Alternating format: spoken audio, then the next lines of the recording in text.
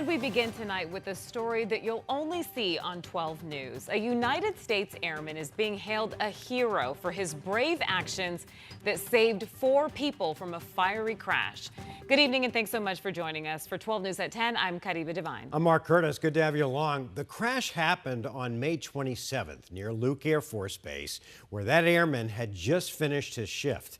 12 News journalist Gabriela Becerra spoke exclusively with the airman.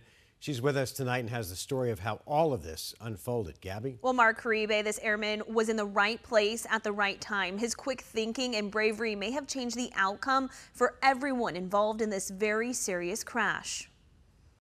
The Air Force, you're taught to do, not just see. Airman Matthew Batson lives up to his training, both on and off base. My training definitely helped me in this situation to just act. He sprung into action after a speeding car ran a red light and crashed into 2 other cars in front of him at the intersection of Litchfield and Greenway roads. If I was 8 seconds faster on doing anything, that 100% would have been me. 1 car went up in flames, another car was crushed, and the 3rd car ended up in a ditch. My first assessment was the car on fire. That had to be the main priority. We had to, if there was anybody in there, we had to get them out. Batson pulled the passenger from the fiery car and immediately moved on to the next with a person trapped inside. I remembered that I had a glass breaker in my car, and as I went to go run to my car, I slipped on some oil and fractured my elbow. But the broken elbow didn't stop him. With help from other Good Samaritans, they used a tire to break the glass. Even with the window broken, with all the airbags deployed, we weren't able to pull them out. But fortunately, EMT and paramedics pulled up not even 10 seconds later, and they used the jaws of life to rip that passenger out, that driver out. Surprise police say 4 people were taken to the hospital with injuries ranging from stable to critical. The department credits Batson for his courageous actions, telling me, quote, after reviewing body-worn camera footage and speaking to those involved, it's clear that his quick response helped save lives. So you don't feel like a hero? No, I was just doing my job. From knowing which patients to prioritize, I knew what needed to be done, who was priority, to staying calm in a chaotic situation. Batson credits his Air Force training for leading the way in a moment of crisis. Air Force, you're taught to bend, don't break.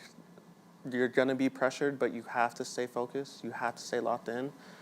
That's the difference between losing an airman or losing your life.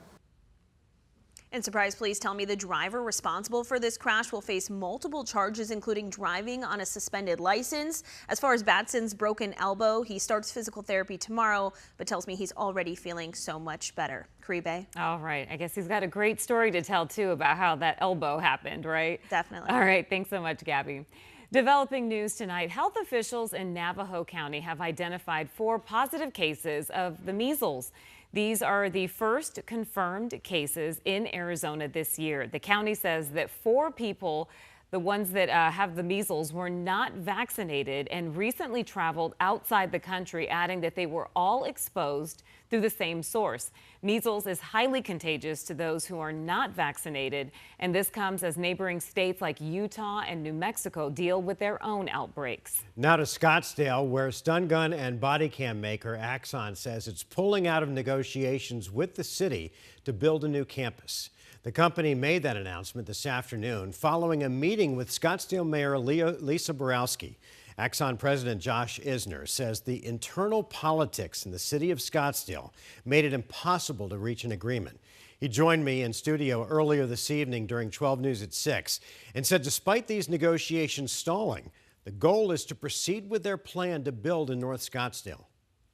I was super impressed and thankful for the efforts of Solange Whitehead, Marianne McAllen, Adam Quasman, and Mayor Borowski. We just couldn't make it happen in a way that would work out, frankly. And so we're still going to build. We're still going to build according to the state statute, but we really did our best to try to arrive at something different.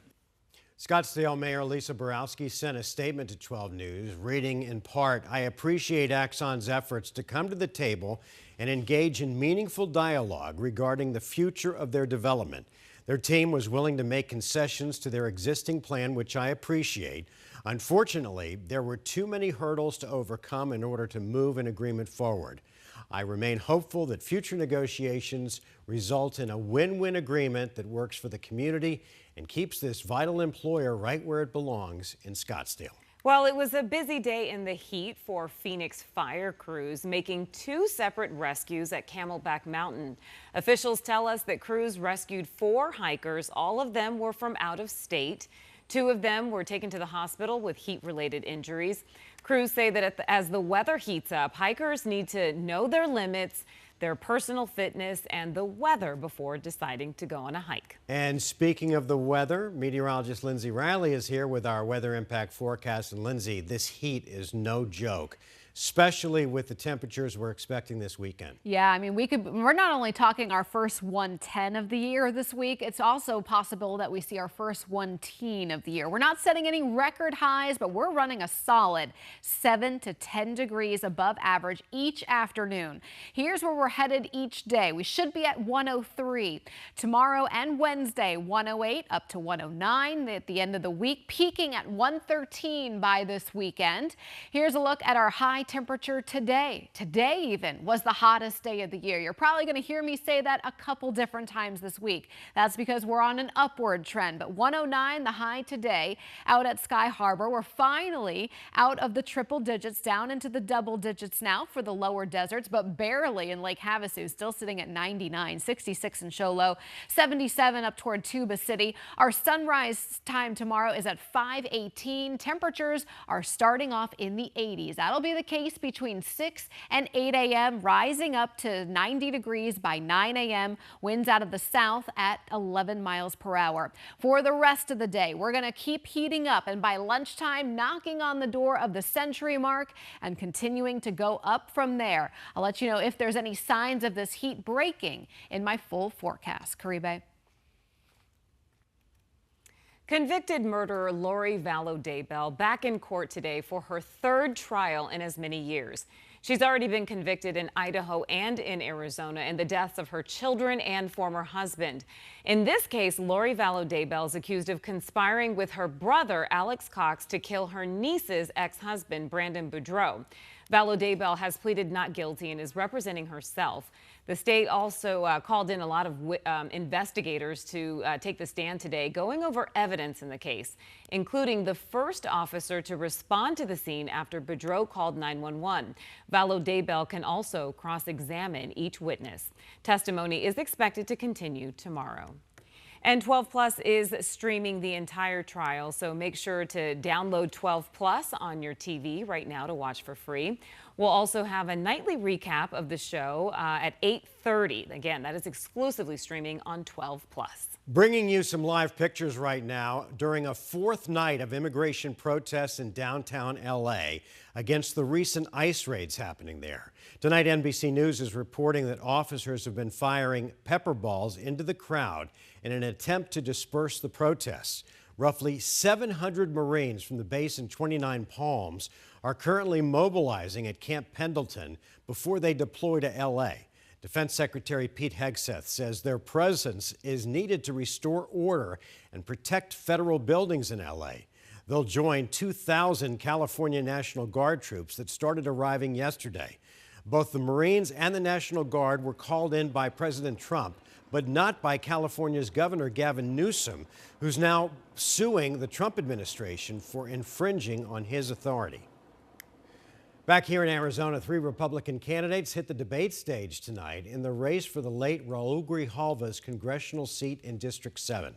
The 7th congressional district includes parts of Tucson, Yuma, Nogales, and other parts of southern Arizona. The debate comes ahead of the July 15th primary, a primary that is coming up ahead of the general, which is on September 23rd. One of the first questions the candidates got about the ongoing immigration protests in California and how they would handle it if the same thing was happening in Tucson. Throwing rocks at police cars, I would want them to be held accountable, which is what I witnessed they're doing over in California. They're throwing rocks at the police officers, spitting on the police officers. We've been watching it.